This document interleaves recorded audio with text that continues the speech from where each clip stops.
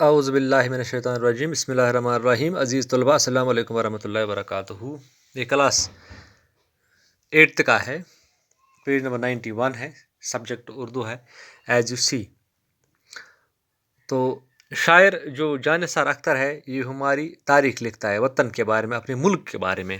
تو اب ہم نے 2 بند پڑھے ہیں اس کے، تو اب ہم تیسرا بند پڑھیں گے، پیج نمبر 91 ہے، ہیئر یو سی، یہاں آپ دیکھ سکتے ہیں۔ یہاں میں پڑھوں گا، آپ اپنی کتاب کھولیے اور اس پہ نظر رکھیے۔ اے وطن ہم تیری تاریخ لکھیں گے پھر سے، تیری تاریخ ہے دل جوئی و دلداری کی، تیری تاریخ محبت کی وفا کی تاریخ، تیری تاریخ اخوت کی رواداری کی۔ آسان سا کام ہے، یہاں پر میں آپ کو بتاؤں گا دل جوئی، تسلی کرنا، تسکین میں تشکی کی باتیں کرنا، دلداری، محبت سے پیش آنا۔ اے وطن ہم تیری تاریخ لکھیں گے پھر سے۔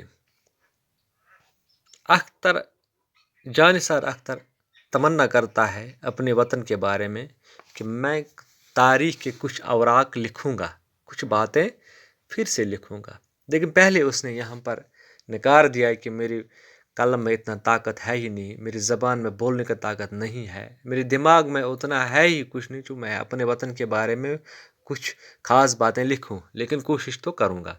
اے وطن ہم تیری تاریخ لکھیں گے پھر سے، یہ اپنے وطن کو سلام پیش کرتا ہے کہ میں کچھ تاریخ پھر سے قلم اٹھاؤں گا، لکھوں گا۔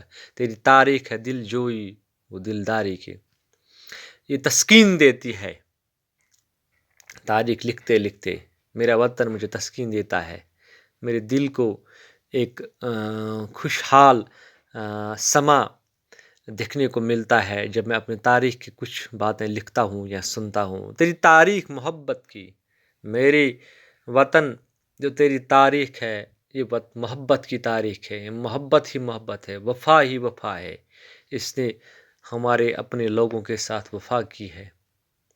اب اس کے بعد اور کیا ہوگی؟ تیری تاریخ اخوت کی، جو ہندوستان کی تاریخ ہے اس نے اخوت قائم کی، اپنے تاریخ کے اوراق میں بھائی چارہ، محبت، رواداری، ایک دوسرے کے ساتھ ملن جلن، ایک دوسرے کا دکھ درد بانٹا، ایک دوسرے کو غم سے نکالا۔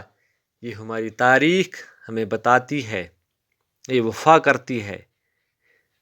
تو یہ جانثار اختر اس تیسرے بند میں بس یہی فرماتے ہیں کہ میں صرف کوشش کروں گا تاریخ پھر سے لکھنے کی۔ تو شکریہ، آج اتنا ہی، کل پھر ملیں گے، تب تک کے لیے شکریہ۔